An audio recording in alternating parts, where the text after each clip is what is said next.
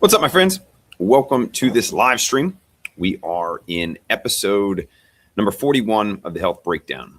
And essentially, my friends, we are discussing today's biggest health topics and giving you simple, practical steps to improve your health, your energy, and your longevity. So this is where I go through about 9-10 videos, give my perspective, get your feedback, and have a discussion to, again, help you optimize your health and your longevity at the end of the day. So without further ado, my friends, let's get into it.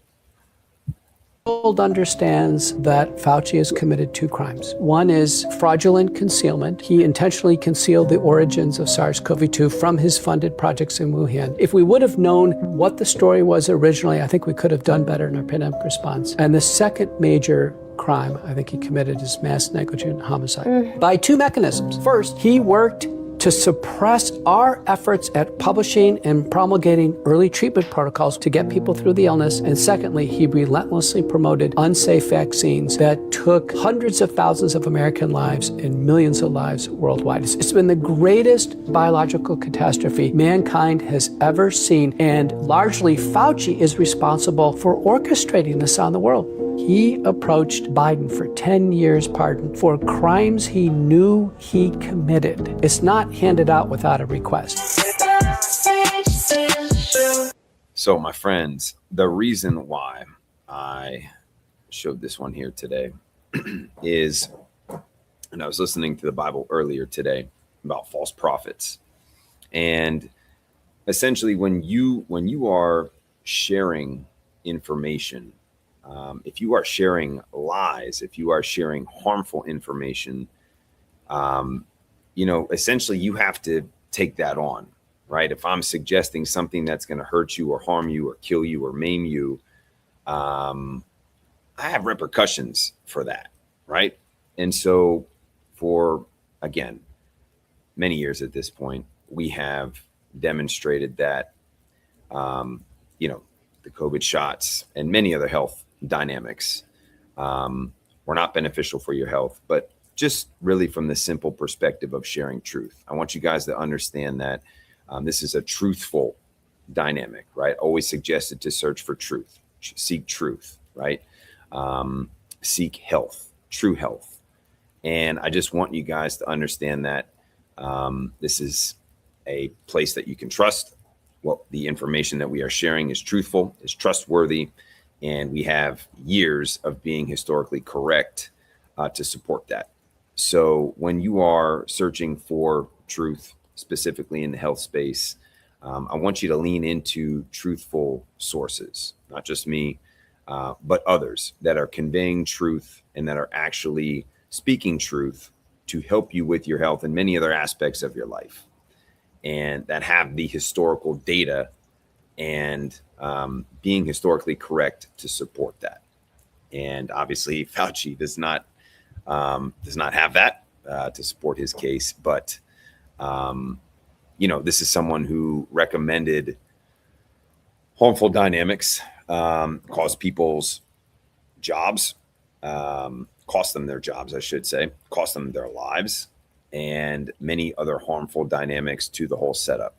And so,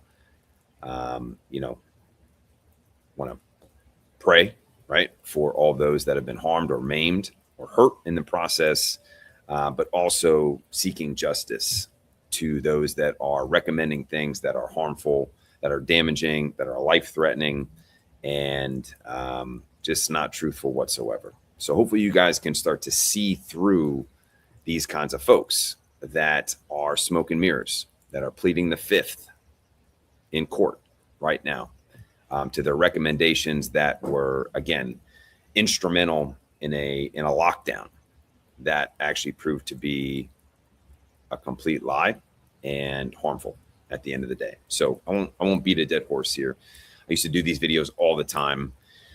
But there's just a lot of negativity involved around it. And so I only bring them up sparingly, but it's nice to see when you stand on the side of something and over years of time, it turns out to be that you were on the side of truth, which, again, we knew way back when those that, again, stood for truth and also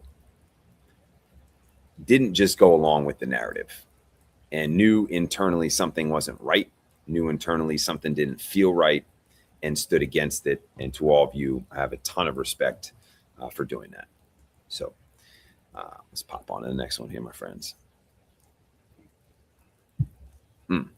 Ingredients of the vaccine, like what the vaccines contain, which I've also mentioned in the vaccine crime report. So when I got to know that vaccines contain all of these, so I would read some of them. So when I got to know that vaccines contain aluminum, glyphosate, formaldehyde, glutaldehyde, thimerosal, polysorbate, pork gelatin, human albumin, fetal bovine serum, monkey kidney cells, aborted human fetal cells, neomycin, urea, animal DNA, egg protein, yeast protein, chicken protein, potassium chloride, potassium phosphate, sodium borate, sodium hydroxide, sodium phosphate, and I had a background in natural hygiene, and I was like, this doesn't make sense to me. I mean, like, this looks toxic, filthy, disgusting, and harmful. How can this promote health? And that's when I woke up to the vaccine agenda. I started researching and reading thousands of studies on vaccine science, and that's when I compiled the vaccine crime report. Yeah. My friends, this leads into, the next dynamic here. And this is another thing to challenge, right? We want to be about truth. We want to focus on truth at the end of the day, not emotions, not what we are, what we've been taught or what has been propagated to us over the years. We have to learn to work through that. We have to be able to recognize things that don't make sense, that don't feel right, that don't add up. And again, for years, I have been against vaccines because they cause harm. They do damage. They end lives. And if, again, just challenge the thought. Is mercury, aluminum, formaldehyde, polysorbate, do any of those bring health and healing? Does any of that sound like a breath of fresh air? No. So again, challenge the status quo, challenge the narrative of vaccines being beneficial for your health. That is not a needle of health, my friends. It is a needle of toxicity, damage, and death, unfortunately. And again, if I can help anyone, just one person, to recognize that they don't need to lean into injected immunity and they can believe in natural immunity, and my friends, then we're winning. And to have that be passed down within a person's family to save the next generation, to save their children, is a major win. And again, just want you to challenge that narrative, my friends. When you stop believing that mercury and formaldehyde and aluminum are going to do something magical and beneficial for your health, then you have woken up and you have recognized the truth. And again, leaning into naturopathy, leaning into nature and God's medicine. There is nothing good that comes from injected immunity, but more problems and more problems. It isn't just good for your mood. The data on what it does to your lifespan is one of the most underreported stories in longevity medicine. I'm Dr. Voss, longevity doctor with an MD from Cornell. Most people treat sunlight as optional, or even as an annoyance. The biology says otherwise. First, the circadian mechanism. Morning sunlight hitting your retina within 30 minutes of waking triggers the suprachiasmatic nucleus, which is your brain's master clock, to set the timing of every downstream hormonal and metabolic process for the day. Cortisol peaks correctly, melatonin is suppressed until the right time at night, your liver, pancreas, immune system, and every peripheral organ synchronize to that light signal. When you skip the morning sunlight, going from a dark bedroom to a car or an office, your circadian system starts to drift. And circadian misalignment drives insulin insensitivity, elevated inflammatory markers, and disrupted hormonal pulses, independent of diet and exercise. Night shift workers, those are the people who have the most severe circadian disruption, and believe me, I know, because I was one of them for many years, show significantly elevated rates of cardiovascular disease, metabolic syndrome, and certain cancers. That means it's no joke. Second, the vitamin D pathway. Skin exposure to UVB light is the primary driver of vitamin D synthesis. Vitamin D insufficiency, present in roughly 40% of adults, is associated with higher all-cause mortality, elevated cardiovascular risk, immune dysfunction, and accelerated cognitive decline. Sun-derived vitamin D behaves differently in the body than the supplement form. It's produced in proportion to the actual UVB exposure, stored in fat tissue, and released more gradually. Third, is the nitric oxide pathway, and this is the least discussed. UVA light penetrating the skin triggers the release of nitric oxide that's stored in the dermis, or the skin, and it releases it directly into the bloodstream. Nitric oxide dilates vessels, lowers blood pressure, and improves endothelial function. This is a direct, supplement-independent cardiovascular effect that occurs within minutes. The protocol, 10 to 20 minutes of morning sunlight with 30 minutes of walking, eyes open, no sunglasses, outdoors, 10 to 30 minutes of midday UVB exposure, ideally to large skin areas when the UV index is above 3. This is not about tanning. Morning sunlight is free. It takes 15 minutes and sets your hormones, metabolism, and cardiovascular function for the rest of the day. Follow for the interventions that actually compound. Yeah, my friends, from a practical perspective, the sunlight, man, we have overestimated the sun for so long. And again, I think we've been propagated to believe that the sun is harmful, when in fact it is so medicinal to the body. It's unbelievable. Me personally, I've overestimated it in the last decade. Really have been drawn to it in the last 3 years, but even the last year, I could just continue to be drawn more to the sun and understanding how beneficial it truly is. My protocol in the morning, and actually we're going to get to a protocol in the morning here, but that exactly what he said. What I do is I wake up, and within 10 minutes, I'm outside, barefoot, on the ground, walking. Not only am I getting that sun exposure, but I'm also listening to the Bible. I'm also praying, and it just does something so incredibly beneficial for me, for my soul, for my mind, for my emotions, for my body. But in regards to the circadian rhythm, I'm setting myself up right. And again, 10 to 30 minutes in the morning, boom. Try to get out there 10 to 30 minutes in the afternoon. I'm hitting 30 minutes in the morning, 30 minutes in the afternoon, and 30 minutes in the evening. But regardless, my friends, the sun needs to be a more celebrated doctor than the actual doctor, right? That's where we need to be shifting our focus, in my opinion, is leaning into the sun.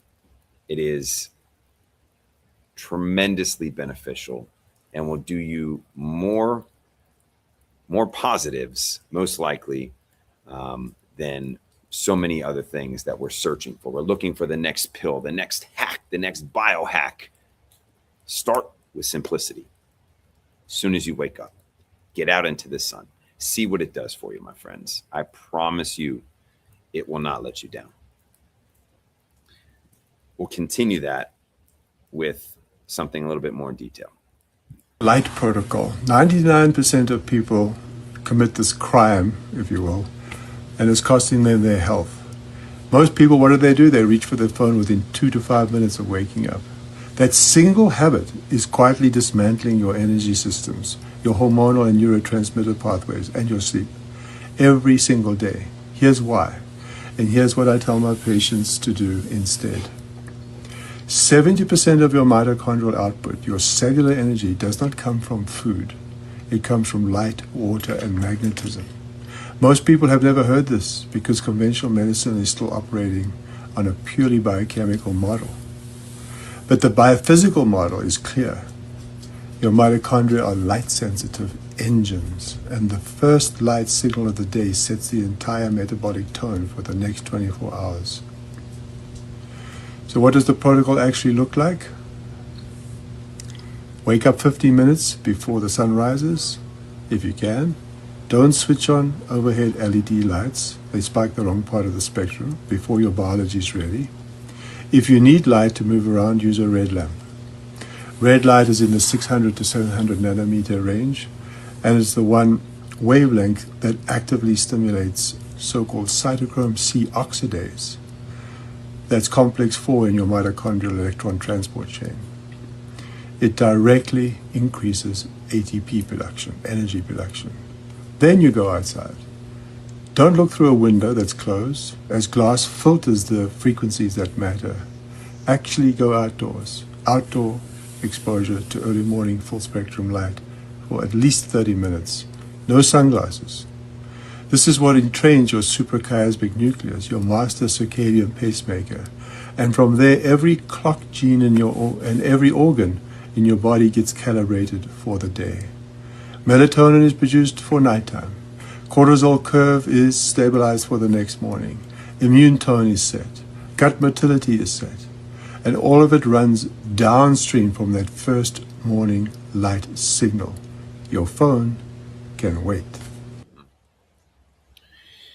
My friends, we're seeing an overlap of, some of the recommendation, but without all of, again, we're never going to understand everything that the sun does for us. We're never going to understand all of the benefits that sleep does for us. Yep, sure, we're going to learn a whole lot.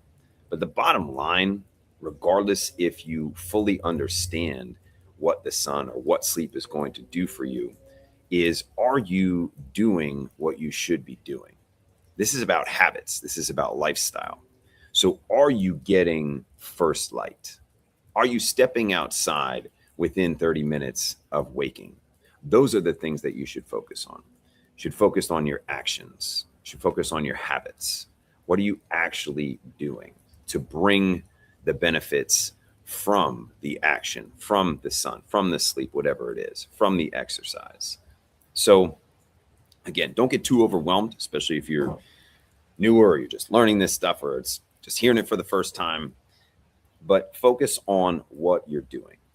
So I would challenge you, if you're not waking up and getting out into the sun first thing within 30 minutes, to do that.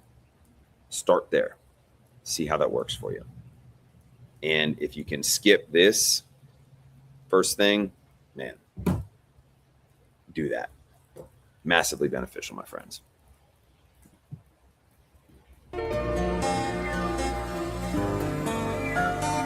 Tie a wire around somebody's toe and it's going to make them sleep better?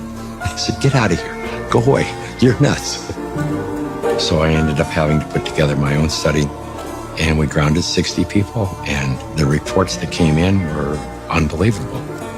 TMJ disappeared, PMS disappeared, inflammation reduced, pain. Everybody slept better. Found an anesthesiologist in San Diego, and he says, I don't think there's anything to what you're doing. There's got to be an anomaly here, but I'll entertain you. He says, I will prove that you're wrong. It's the first study that I did that was a legitimate study where we had quantifiable data. Then we decided, well, we're going to do a big study now. And we ended up attracting scientists, physicists. When they saw the study, everybody said, well, this is really pretty interesting. My friends, if you have not seen the Earthing movie, I highly suggest that you do. It'll change your life, really.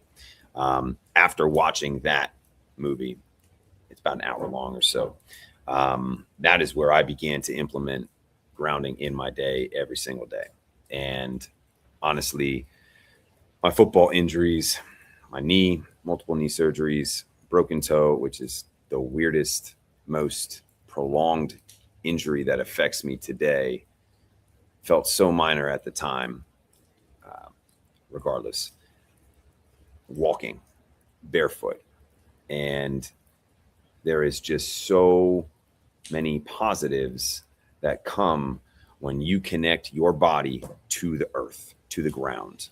And in a very simplistic way, the earth has an electronic charge, right? It emits negative ions. We as humans will dispel positive ions, which are actually negative, right, from the body into the ground.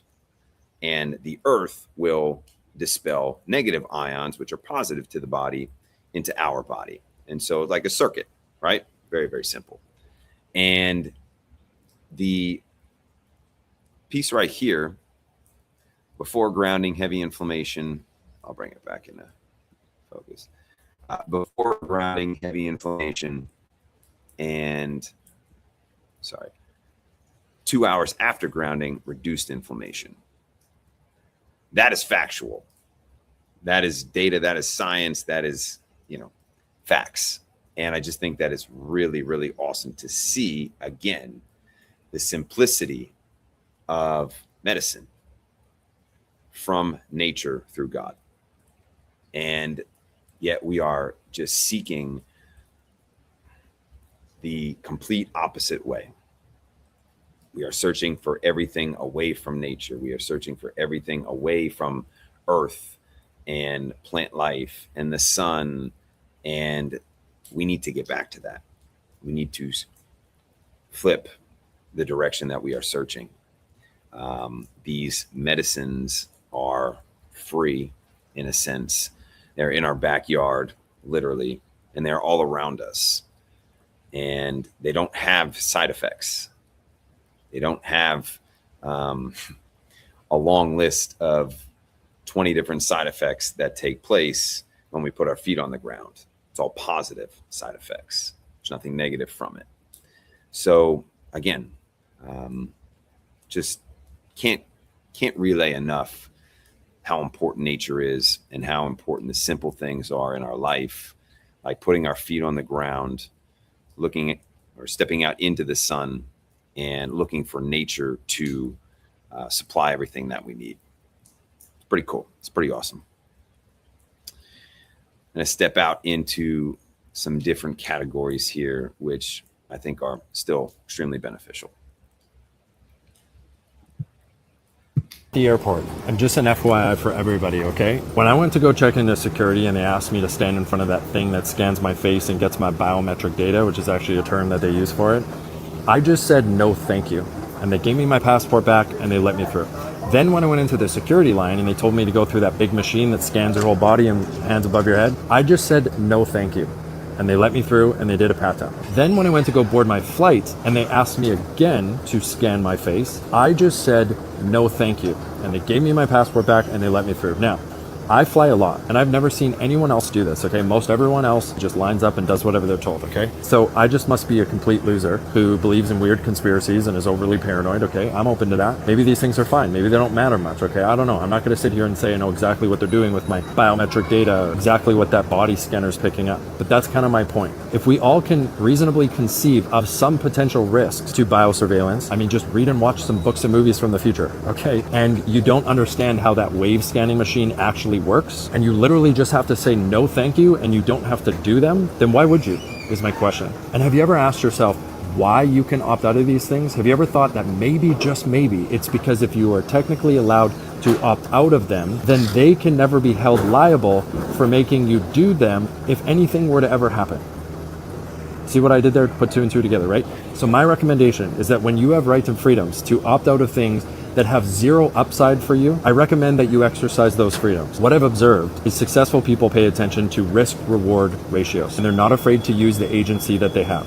And it's so funny how many people don't even know that you can opt out of these things because they just don't ask questions. That's what sheep do, actually. And I don't know about you, but sheep aren't exactly my spirit animal. I've always been the type of person that just asks questions when people tell me what to do. And if I didn't, then a lot of the things that I love the most about my life, I wouldn't have. So maybe I am a loser who's completely unreasonable, or maybe I'm onto something. And the 1% of people who just don't blindly follow and play by the rules that they've been sold are the ones who often end up in the top 1%. You can be the judge and you can decide if I'm a lunatic, and what you do with the agency that God's given you in your life is up to you.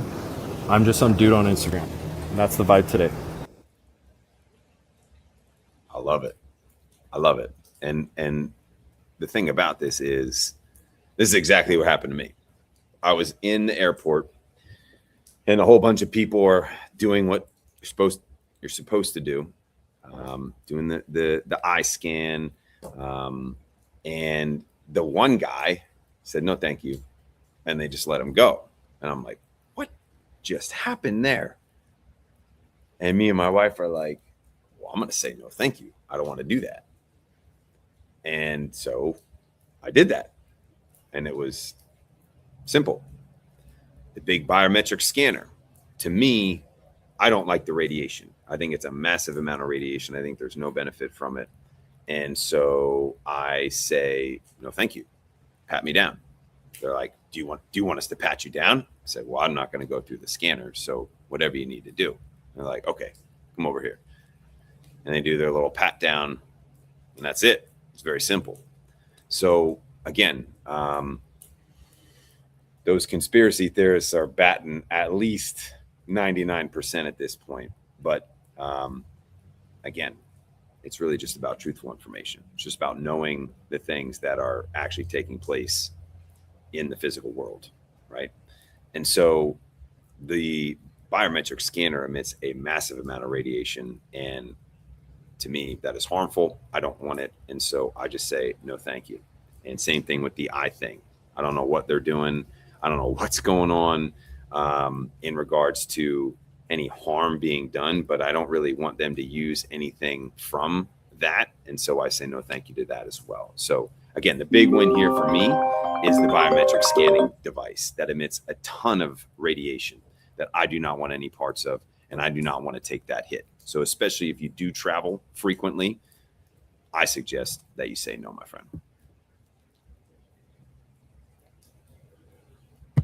Between a supermodel and a normal person is tongue posture. It sounds nuts, it sounds crazy, but I transformed my face from this to this. I fixed my asymmetry, my overbite, expanded my jaw, developed my face upwards and forwards, balanced out my sleep apnea, fixed my posture, and changed everything from the inside out. And the main key driver was proper tongue posture. So here's exactly how to do mewing 2.0. You can remind yourself to do it as many times a day as you want, but if you need to think about tongue posture, it isn't working. It needs to be natural and subconscious. You need to stand up against a wall, smile as wide as possible, say the letter T like this.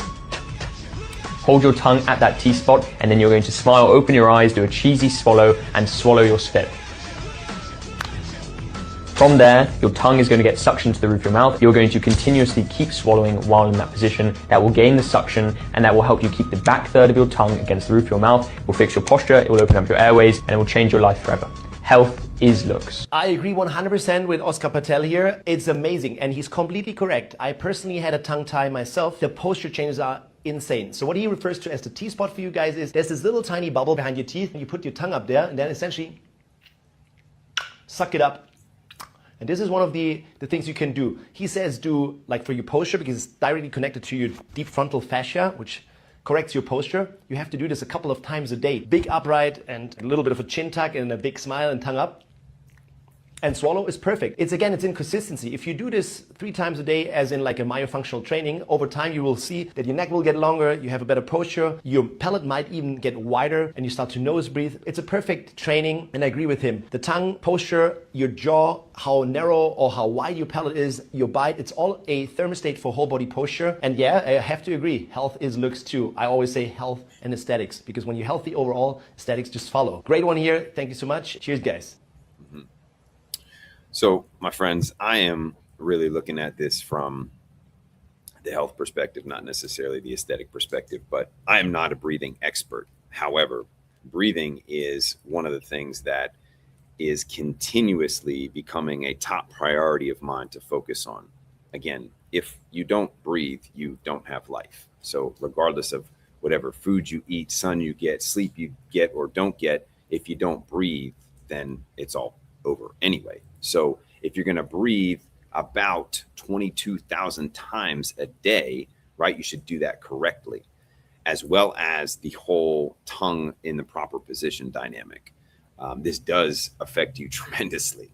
And again, I'm not the expert in breathing. I'm not the expert in tongue posture. But again, this is just something minor that makes a big difference, right? Low risk, high reward kind of a thing. Low effort, high impact kind of a dynamic. So again, if any of you are struggling with breathing, I would really focus on proper tongue posture, proper jaw posture, and again, focusing on nasal breathing as well. So sort of a combo perspective here, but just something that's super, super important and very overlooked. Again, I am not one to major in the minors, but I do think that this is something that is a base foundation of what you should understand of how to breathe and proper tongue posture. It does go a long way, my friends. I promise you that. We have to do.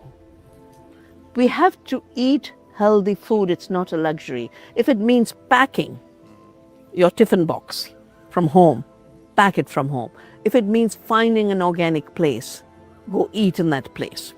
Second, create food communities. Third, find a farmer or a group of farmers to whom you relate. Because food, in my view, is the ultimate currency of life. Yes.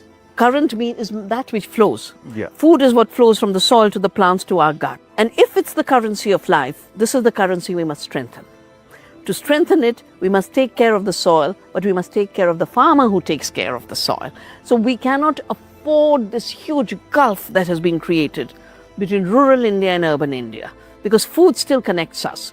If we don't connect to our farmers, we won't be connected through health.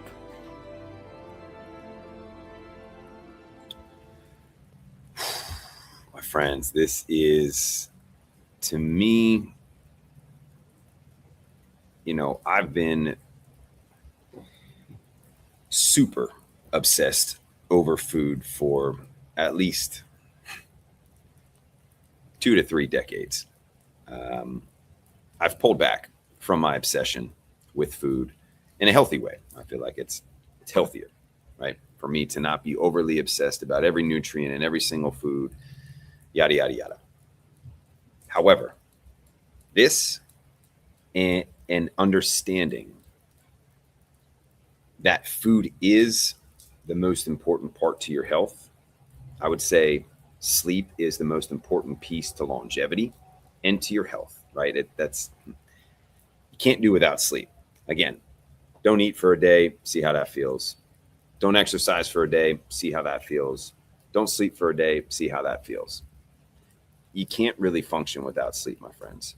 So understanding that as part of the natural health optimization and longevity dynamic, the next big piece is really your food. And I want to say it's because of what's lacking in the food that makes it so important, and also what's in the food that we don't want in our food that makes it so important. But again, also from an energetic standpoint, from a nutrient standpoint, from an antioxidant, mineral standpoint, all those things. Food is the currency to health. And if you are eating food-like substances, if you are eating foods with heavy chemical, pesticide, heavy metal dynamics, lacking nutrients, do you know that, again, 100 years ago, the food that was grown 100 years ago has 10 to 40% of the nutrients in it today. So we have 10 to 40% of the nutrients in our food that were once there 100 years ago. And that is because of the soil. So to me, over the next decade, this is something that we as humanity need to gain control of, better control of, and really take a grasp on it. We don't need all the commercial agriculture to feed the world. I believe that is false. I believe that we can do that properly with regenerative agriculture and organic agriculture and proper farming practices. I am not an expert on that, my friends. I have farmed. I enjoy, gardening, but I'm not an expert on it. What I do feel very, very in tune with is the soil, food, nutrient dynamic. And again, it doesn't take a rocket scientist to understand this, but we need to have healthy regenerative soil that's going to benefit the earth, that's going to benefit the ground, it's going to benefit the farmer, it's going to benefit the end consumer, and it must have the most nutrients that we possibly can have in that soil, which will then be uptake to the food. So what am I saying? I guess I'm saying, my friends, be super conscious of your food, where it comes from, what's in it. I would highly recommend that you buy organic food, my friends. Costs all the time. I rarely eat anything that's non-organic at this point, within my control, right? It's just, man, non-organic food, non-GMO food is just really lacking, so much so from a nutrient perspective. And also, you just don't know what's being sprayed on non-organic food, my friends. It's literally crippling your health. The amount of pesticides and chemicals and neurotoxins that we are bringing into our bodies are doing so much damage. That to me is where so many diseases are being realized, but we don't realize where it's coming from, right? We're so unhealthy, as a population, and there's so much confusion and uncertainty about where these diseases and health problems are coming from. And it's because we don't see the chemicals and the pesticides and the neurotoxins that are on our food, that are in our environment. And so we're not necessarily conscious of it. It's like, I don't know where it came from. I don't know where the cancer came from, where the Alzheimer's came from. Again, one of the most important studies that came out was that golf course study, my friends. And again, don't hold me to the exact number, but I believe it was 126 times more likely to get Parkinson's if you live within 3 miles of a golf course. Okay, so why would that be, right? Well, it's the amount of pesticides, Roundup, and whatever other chemicals that they use on the golf courses to keep them pretty looking and nice. But then all that runoff into our water systems, into the ground, into our environment, is doing massive, massive, massive damage. But again, we can't see it. It's not like a thing that you can see. It's naked to the eye, but it's not naked to the body. And so Cancer Alley in the middle of the United States, right? Where the highest rates of cancer are. That's odd. Why? Well, that's where the most pesticides are being used on farms. Interesting. That's not a coincidence, my friends. That is incredible clues in helping us understand what we need to avoid, what we need to remove. And so, again, my friends, this whole dynamic is just so massively important to our health and to the future of our health as human beings. So, again, my friends, really, really take that seriously. Really start to understand what is in your food, where it's being grown. If you can pick up a local food, please do, right? Your local markets, right? Your farmers markets. If food has to be picked prematurely, unripe, sent on a truck or a plane, and then it arrives in your grocery store a week or two later, they're using pesticides and chemicals to preserve that food. They're picking it unripe, so it's not full of its nutrient profile. If it's not organic and if it's GMO, who knows what pesticides are being sprayed on that food to kill other insects. So we spray the pesticides on the food that kill all the other, rodents and pesticides or pests and insects, but somehow that food is going to be okay when we put it on our plate. That just, it doesn't add up, my friends. So again, please focus on your food, focus on your diet, consume real whole foods, my friend, and buy organic as much as you possibly can. Become friends with your local farmers, attend your farmers markets, and get food that you know is clean and not going to harm your health in your body, my friends. So important. So important, my friends. Last one. Health belief you hold that most doctors would disagree with. Nature is the best healer. It's the heart of what my faith says as well. Made this incredible planet. Everything is good, from the salt to the sea to the sun to the plants to the berries to the bison roaming the land. You know, the connection with your feet, bare feet on the soil. Yeah, all of this. Nature will heal you. And don't medicate unless you really have to. Seek out nature. Nature will heal you. You don't need a red light device on the beach. There you go. There you go. And sun those bulls at every opportunity. Sorry. My friends, Bear Grylls, I respect him a lot. Man of his faith as well, which is always looked at favorably for sure. Somewhat of a role model to anyone who acknowledges their faith as much as he does. But again, the real healer, my friends, the real medicine is nature, right? Nature. And so I just want to encourage you to look towards nature and look to nature, to God, for remedies, solutions, medicine that he has provided for us already here on earth, all around us. And to really get in touch with that, to really understand as much as you can, but to believe in it, to know that we have what we need here. We have all that we need here.